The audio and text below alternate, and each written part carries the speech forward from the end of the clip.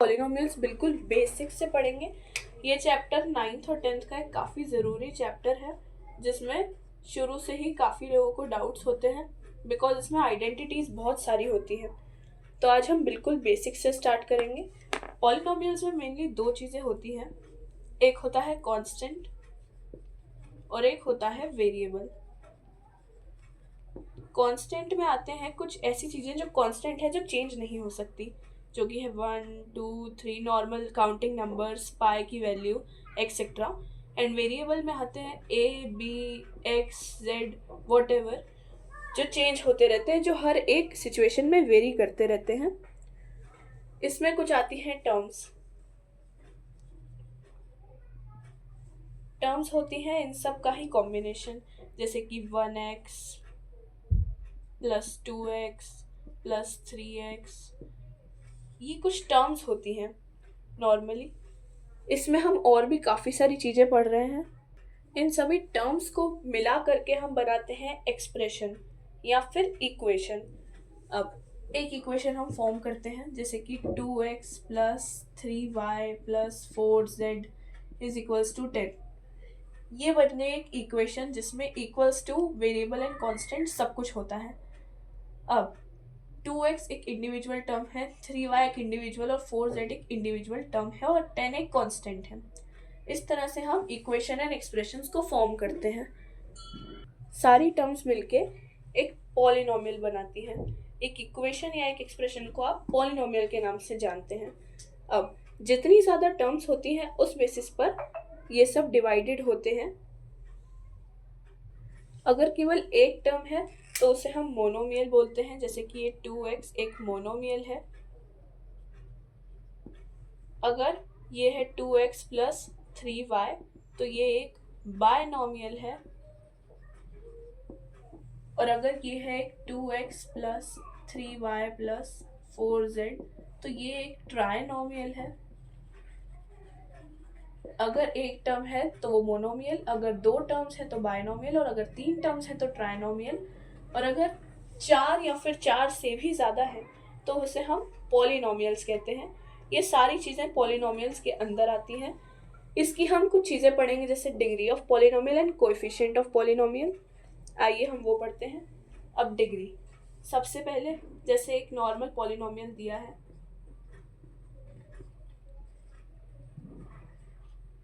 या फिर चलो इतना ही, ये दिया हुआ है एक नॉर्मल सा पॉलिनोमियल। अब इसमें डिग्री क्या होती है, ये एमसीक्यूज में काफ़ी ज़्यादा आने के चांसेस होते हैं। डिग्री मतलब किसी भी पॉलिनोमियल की एक हाईएस्ट पावर।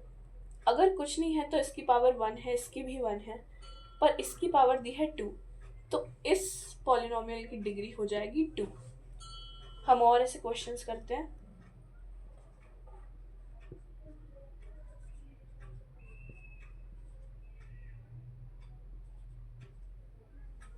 इसकी डिग्री क्या होगी, इसकी पावर है 3, इसकी है 4 एंड इसकी है 2, तो डिग्री आ जाएगी इसकी 4।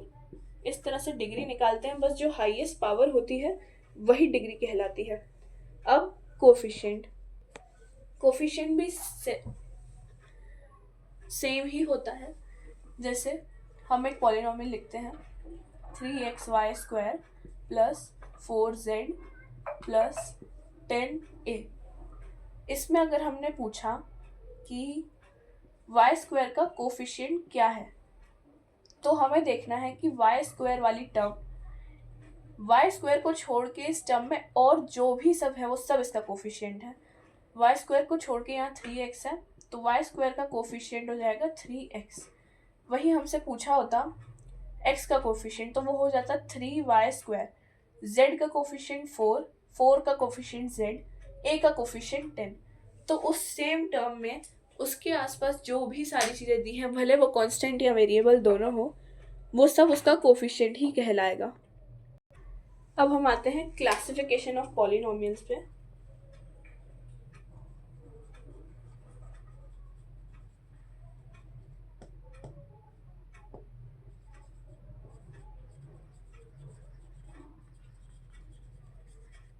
तो ये दो चीज़ों के बेसिस पर होते हैं।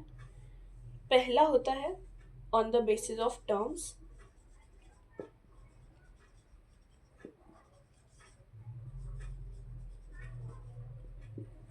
और दूसरा होता है डिग्री के बेसिस पे। पहले हम टर्म्स का देखते हैं, जो मैंने अभी अभी बताया। अगर किसी पॉलिनोमियल में एक ही टर्म है तो उसे हम बोलते हैं मोनोमियल। मैं आपको काफ़ी बेसिक से पढ़ा रही हूँ, इतना बेसिक से 9th क्लास में काफ़ी कम लोग पढ़ाते हैं, but I think base strong रखना काफ़ी ज़रूरी है।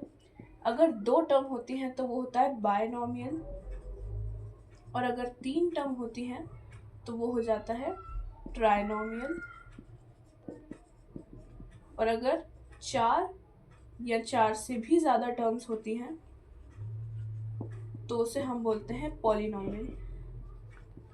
ये कलेक्टिवली सब पॉलिनोमियल की ही रेंज में आते हैं, ये सारे पॉलिनोमियल्स ही होते हैं।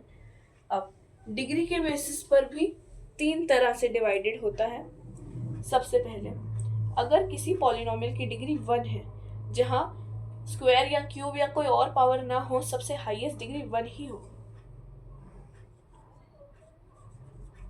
तो उस पॉलिनोमियल को हम क्लासिफिकेशन के बेसिस पर बोलते हैं लीनियर। अगर उसकी डिग्री 1 है तो वो लीनियर। अगर डिग्री 2 है तो उसे हम बोलते हैं क्वाड्रेटिक,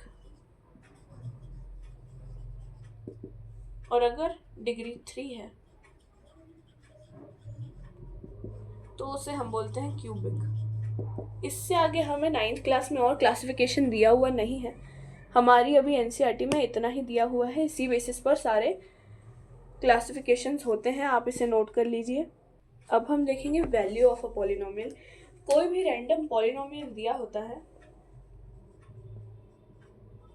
इसकी कुछ ना कुछ वैल्यू होती है। चलिए अब हम पहले ना किसी एक वेरिएबल को लेके ही करते हैं।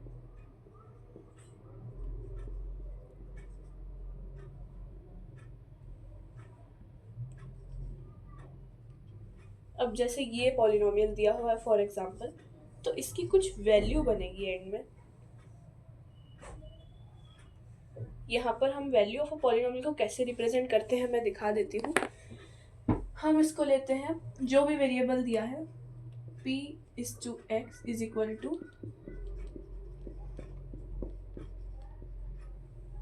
यहाँ पर p का मतलब है पॉलिनोमियल।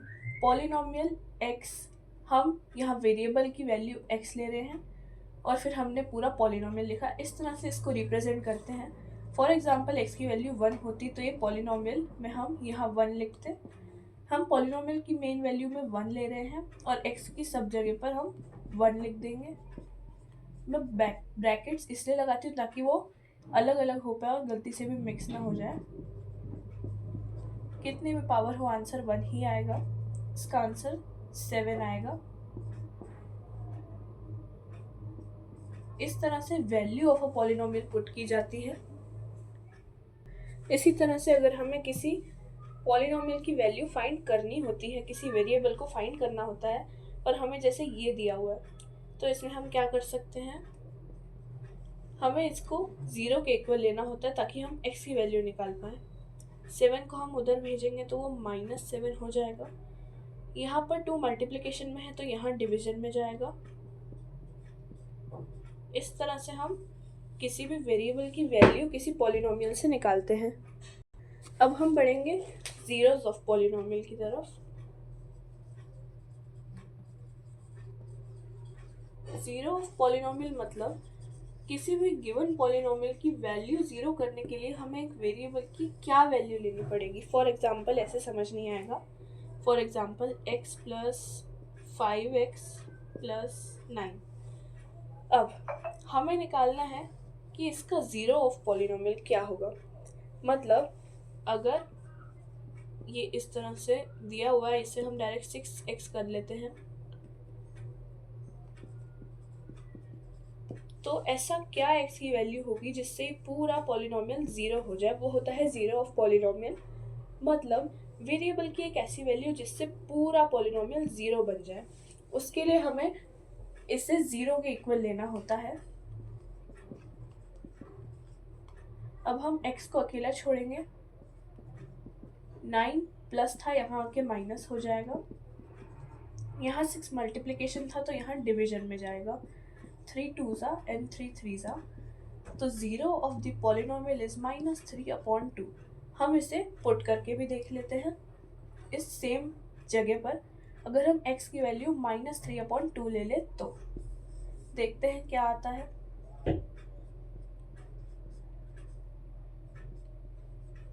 यही हमने यहाँ किया था, x की वैल्यू हमने निकाल ली। अब let's see, 2 3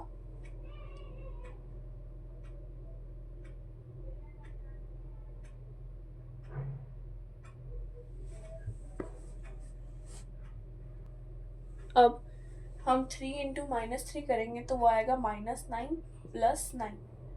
-9 plus 9 is 0। Hence verified कि अगर हम x की ये वैल्यू लेंगे तो वो 0 ऑफ पॉलिनोमियल है और इस वैल्यू से पूरे पॉलिनोमियल की वैल्यू एट द एंड 0 बन जाएगी।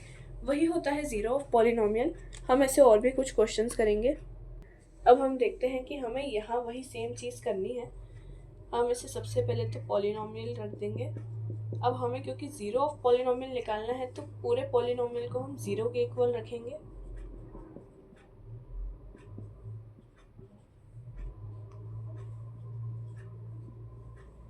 अब हम x वाले टर्म्स को प्लस कर देंगे। अब ये वहाँ जाके -7 बन जाएगा तो x की वैल्यू आ जाएगी -1। हम इसे पुट करके देखेंगे। -1